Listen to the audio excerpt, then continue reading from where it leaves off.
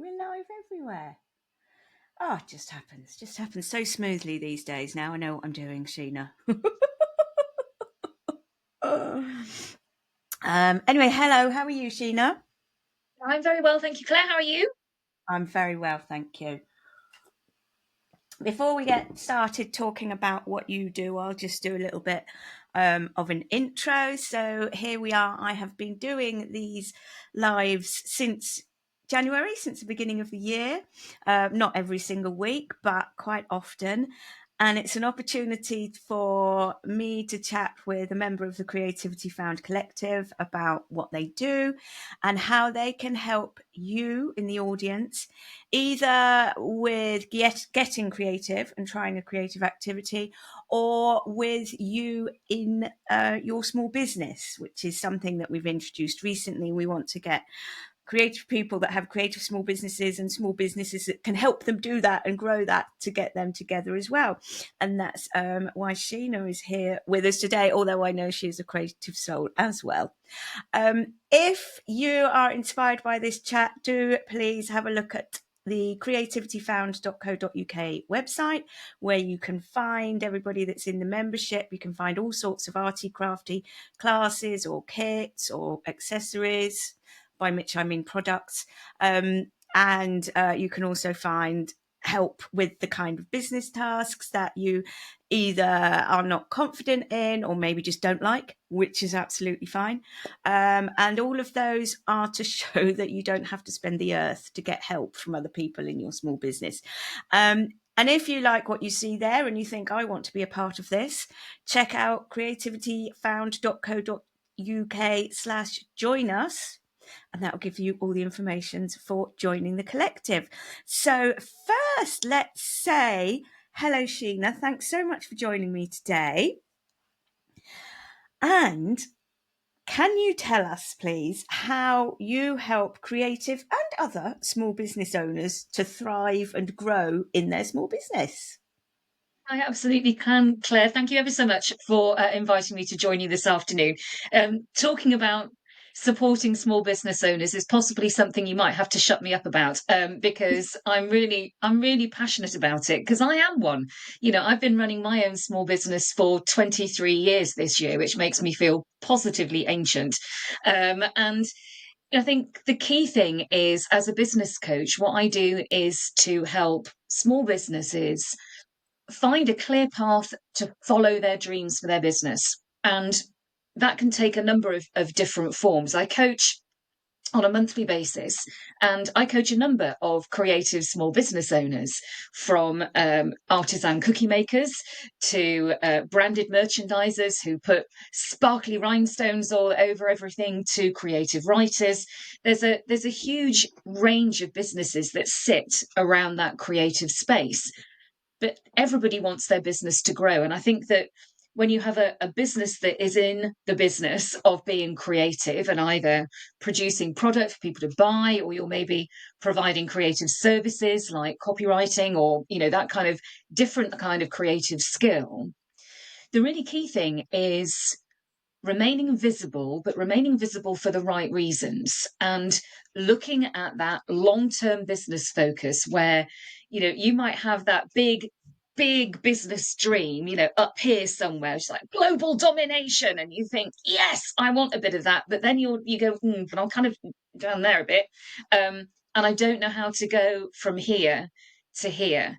And looking at some strategies, actionable steps, ways to increase your service or product into market, ways to look at products that sell really well, and, you know, why is that? What is that makes that product or products in your creative business so popular, and how can you replicate that, and how can you get that story out in front of a new audience?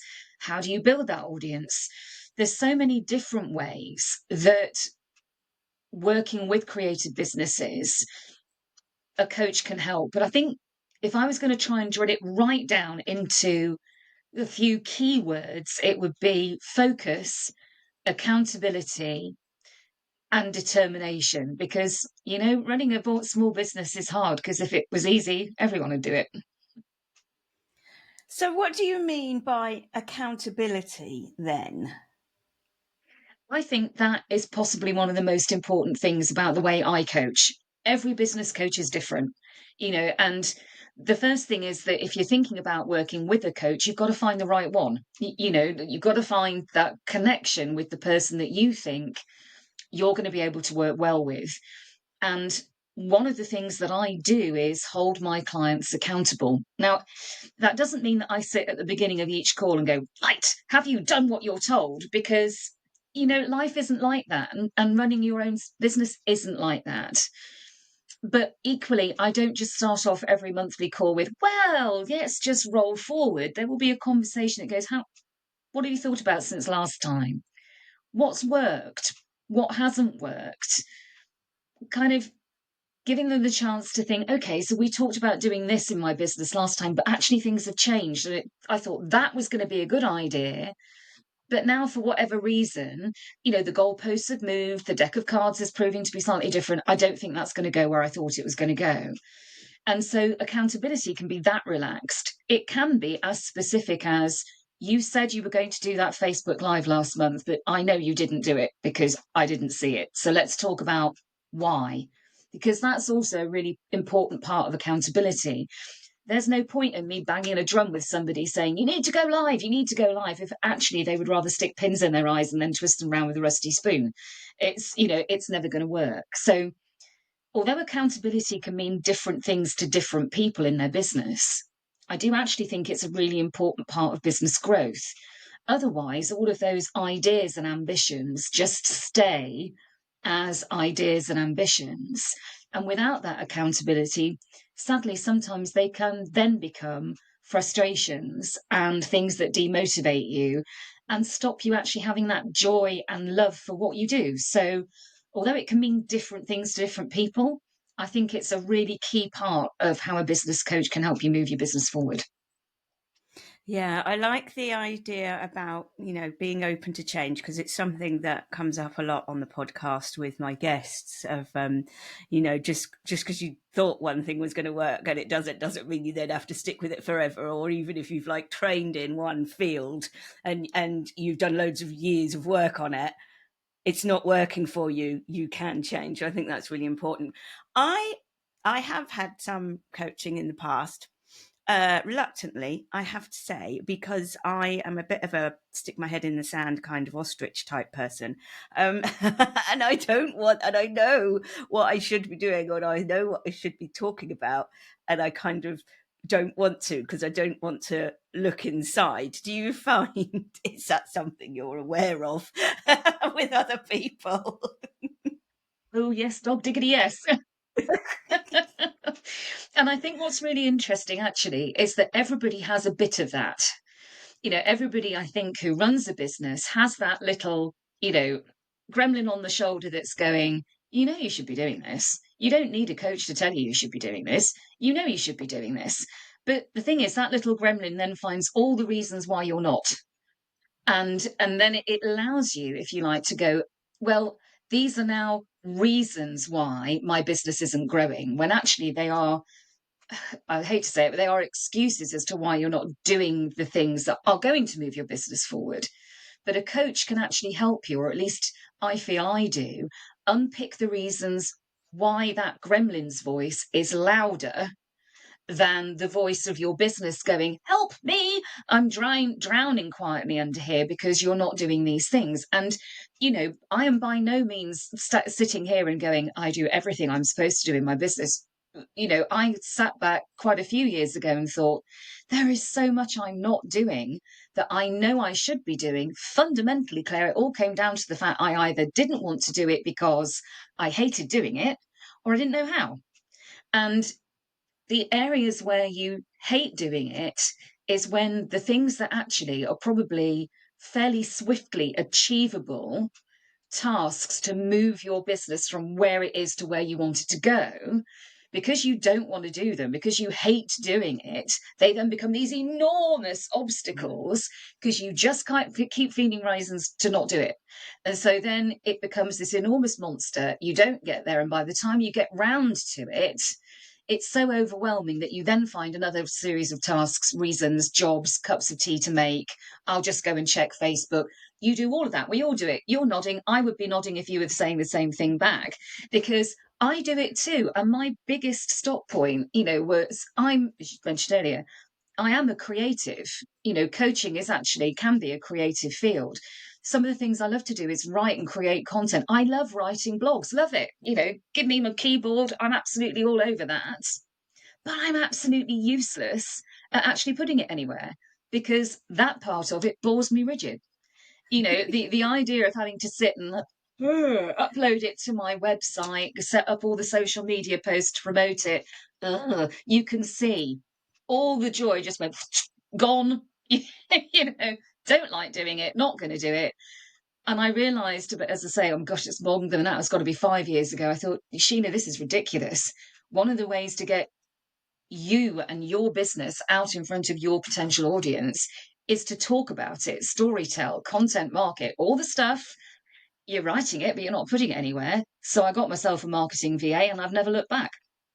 Ah, brilliant. Yes. Yeah. Yeah, like it. I can also see that I've talked about this in the past as well. When I edit my books, there's a final stage, which is a proofread, which I can't do because I can't see any other things that are left that are wrong because I've got too much of it here. And I'm thinking of your role as helping someone to gain clarity, to see what it is they're not seeing, because you're a completely different person and you're coming Yeah, at it with fresh eyes. Do you think that's a valid observation? absolutely. I think that one of the things that I see that I add value as a coach is, first of all, I work with people on a one-to-one basis. I don't do group coaching. And a lot of people over the past few years have gone, oh, but you should. That's always a bit of a trigger phrase for me. And like, well, who says? Because actually, working with business owners on a one-to-one basis, what it allows me to do is two things. It allows me to get to know their business, but equally, it means that I'm looking at their business from outside the shop window. They are in their business, they are behind the shop window, behind the counter, and they are looking at their business from that perspective. I'm out there on the virtual high street going, I know what you do and I know what you provide, but I'm looking at it from the outside in, and I'm objective because, as you say, and it makes me smile because I know I do this with my business, which is why I have a support team around me where I'm here, and it's Mm, like, but everything's fine, and it's absolutely fabulous, and I don't, and somebody will go, hang on, you need to open your view, because you get so down in the long grass sometimes that having a business coach can be that person that goes, all of this is brilliant, but that bit looks a bit odd. Let's go and mm, have a look at that, and let's see if we can work out why that doesn't seem quite right. Or maybe your footprint on that digital high street, maybe you're not being loud enough. Maybe you are struggling with that thing that so many people do of, we put the label on it of imposter syndrome, but that whole, I don't know if I put it out there, will anybody buy it? Will people love it? This is my baby. I don't know what to do. And it's just sometimes mm. that objective perspective can also form part of that accountability to go, do you know what? You've got to pop your head above the parapet here. Otherwise you're going to be the world's best kept secret. And what's the Yeah, point in that? yeah, yeah. Speaking of that, in a way as well, having that opinion from somebody else. So you are a member of the Creativity Found Collective, of course, which is super. Do you think it's important for small businesses of any type to, join groups like that, to be involved, and maybe particularly Creativity Found or any other type of group? And are there any negatives to it? Maybe. I think that's an interesting second part to the question, because I think the Mm, first part of the question is to say, absolutely, you know, I am sat here in my home office, which I love, but I am a business of one. And I live in deepest, darkest rural Lincolnshire. So it takes me an hour to get anywhere, which is fabulous. Don't get me wrong. But running your own business can be really very isolating. And I think to have a community not just of fellow business owners, but of fellow business owners who are in your sphere. Because, as we've sort of alluded to, creativity can take a number of different forms. You don't necessarily need to be physically making a thing to be running a creative business. But equally, as creatives, generally speaking, I'm going to misquote Coldplay, you've got a head full of stars. And to have a community where you can go, I've had a really weird and wacky idea. I think underwater basket weaving is going to be the next big thing. What do you think? A fellow creative is going to go, I really like the idea of underwater basket weaving. How are you going to make that work? There is a dialogue, there is a level of communication that is already understood because you are in that same space of thinking and being creative. And to have that space to ask questions in a community where you are not necessarily going to get the curled lip and the what, that you are more likely to get that sounds interesting, let's talk it through. Equally, somebody might go, yeah, tried that, let me tell you where I went wrong, and we can use Yeah. that element of community to really help. Negatives, I think that's a really interesting question. I think from experience, as long as an online community particularly remembers that the key word there is community and not clique, then actually there shouldn't be any negatives. I think if you find an online community that starts to sort of split into little groups where they become exclusive rather than inclusive, then that can feel very, what's the word, uncomfortable to the majority of people. But it takes quite a dedicated, headspace of let's go off and do our own thing to do that. And generally speaking, what I found, particularly with fellow creative business owners, is we don't really think like that. We're more about inclusivity and having those open conversations, and can I just get this out of my head, and is this something that could potentially go somewhere? So I think the positives vast outweigh any potential negatives. Yeah, after I asked that bit of the question, I thought, Claire, you're stabbing yourself in the foot there. That was a silly thing to ask. But I was kind of thinking of because we were talking about the imposter syndrome, and because we were talking about thinking about what other people think of you all the time, as adults are so apt to do. But you're right. And in my experience, I've talked about this before. I've been to the wrong kind of groups. I've been to groups where people in real life pre-COVID, where people just look through you because they're not interested in you. They want to see the other person over there. Yeah. So you're absolutely right. And that's definitely what I'm building here, is a group where we are like-minded, and it is about supporting each other, and we all are individuals dotted all over the country, and at times we need to go, as you're able to do with your coaching, I've got this idea, what do you think of it? Or I feel rubbish, does anybody else feel rubbish, and can you help me feel better, that I'll feel better soon? So yeah, I did stab myself in the foot, but then you very cleverly and I very cleverly got out of that. Teach me assistance. So we've talked a lot about what you do, and I just want to kind of just reiterate why do you think it's important and helpful for small businesses to feel that they can get help from other businesses, whether it be a VA that they pay for or it be some coaching? Because I do think oftentimes we think we have to do it all ourselves. Yeah. Why do we think that, and how can we get out of that mindset?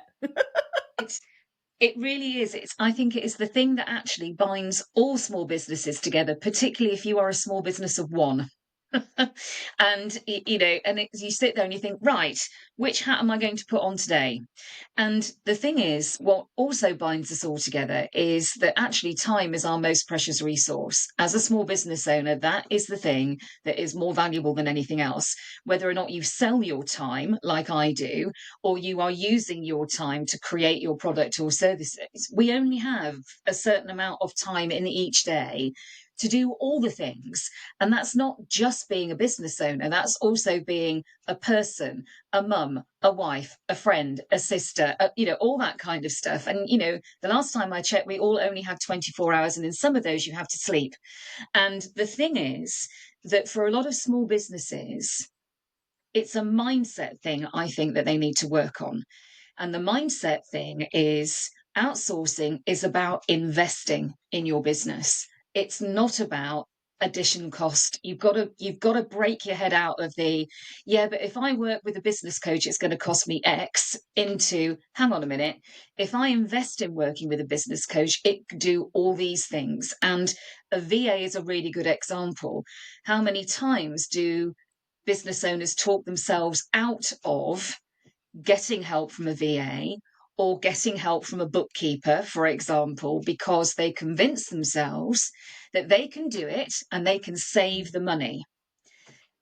But the key thing here goes back to if it's something you don't want to do, or you don't know how to do it, or it scares you a bit, because numbers are one of my nemesis, then you're not going to do it. It doesn't matter how many excuses you try and give yourself, or a coach like me, or your mate, or whatever. It doesn't matter. You're not going to do it. So at the end of the day, that small task becomes a mountain. And what you really need to think about is, hang on a minute, where is my time best spent? Your time is possibly not best spent banging your head against your computer trying to reconcile 6 months worth of bank statements, or having that, holy crapola, it's January and I've got to do my tax return. How did January come round again all of a sudden moment? That's not potentially the best use of your time. So absolutely, it's important for independent small business owners to look at outsourcing as a way of investing in their business. Because if you get someone to do that job you don't want to do, they're going to do it in half the time that it will have taken you, possibly even less. And more to the point, you're paying them, so they're going to do it. And that means that you then get that time back in your business. Some of my clients will say to me, I love my hour with you because it's an hour I get to focus completely on my business. And I'm not getting pulled all over the place by everything else that's going on. Outsourcing is something that we talk about quite a lot in coaching. And it just comes back to that. Invest in your business by outsourcing the stuff you don't want to do or you don't know how. Invest in your business to help it grow.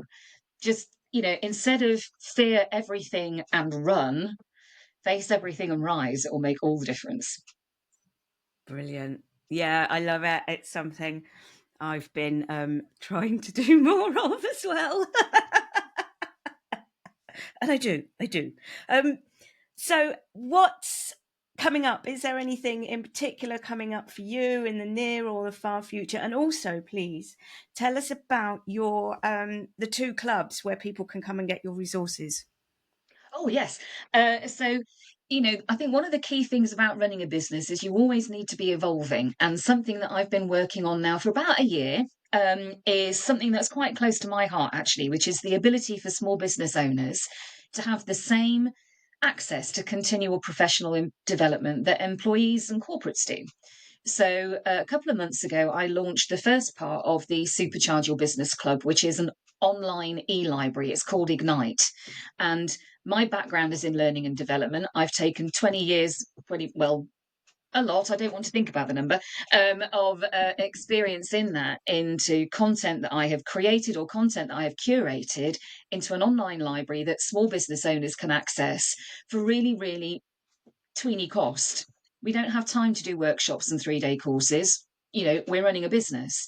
So Ignite, as I say, launched with the e-library a couple of months ago, which is less than 60 quid a year, and that's a lifetime access. There's new content going in there all the time. But then that's going to develop. The Supercharge Your Business Club will develop. Boost and Accelerate are coming next year, which are self-study courses with Boost. And then Accelerate being a small cohort of people that will work with me with quarterly workshops and annual retreats and all that kind of stuff. Evolving. It's all about evolving and making that available. So Ignite's the first bit. That's very exciting. But every month I run Content Creation Club. As I said, give me a keyboard and an hour and I'm like, oh, hello, here we go. I'm ready to write content. I love writing blogs. I like writing. But equally, as I mentioned earlier, I'm really bad at doing all the other bits that go on around it. So I set Content Creation Club up actually completely selfishly for me to have. If I have that hour in my diary each month, I've got to sit down and do the bits that go with it, create the graphics that go with it, create the Mm. social media posts. Otherwise, I've got nothing to give my marvelous marketing VA to actually go and do all the stuff with. Um, and then somebody said to me, "Why don't you just let other people come? It's just like a low ticket option. So it runs every month. You can find it on Eventbrite. Costs you a fiver to come along and have that dedicated hour of co-working, and you get a bit of networking in there as well." Brilliant. That is such fun. I completely agree. I go to a number of things. One of them is Kelly's Create Connect networking, and that gives me, I can't remember how long we're there for, of time where we're chatting and networking, but I'm actually doing a creative thing with my hands at the same time. And it is that dedicated time. I could do that at any time, but do I? No, I don't. It's like, but I'm definitely going to do it 4 o'clock on a Tuesday with Kelly. And I feel exactly the same, like focusing, doing. And I think sometimes you can get so much more done in that time as well. I used to go to a cafe quite a lot. I'd go, right, I'm going to a cafe to do this task, and that's the only task I'm going to do while I'm at the cafe. And it gets done. So I think that's a fabulous idea. Thank you so much, Sheena. Was there anything else you wanted to mention? No, I'm good. Thank you very much for having me. I've really enjoyed it. Oh, thank you. No, it's been really good. It's been really good to understand more about what you do and everything going forward. For everybody watching, you can find links to Sheena's page at creativityfound.co.uk in the description. And there are some other links there as well. I'll put it in my link in bio. And in the future, at some point, Sheena, I will turn this into a bonus podcast episode as well. So that will be out there in the ether forevermore. In fact, I've only just noticed this, but you've got a podcast as well, haven't you? Yes, I do. I do. It is the Flaming Super Business Chat Show, which is with the aforesaid flaming brilliant marketing VA that I have, Amanda Ralston. So, yeah, we have that podcast. You can find it on all the usual channels, and yeah, it'd be lovely to go and give us a listen. Yeah, brilliant, brilliant. And I think between you and your marketing VA, you are doing a brilliant job with your social media, because I am seeing stuff all the time and it looks fabulous. So Hey! yeah. So that's all for us. Thank you very much for watching live, and I will see you all soon. Oh, hang on, hang on, hang on.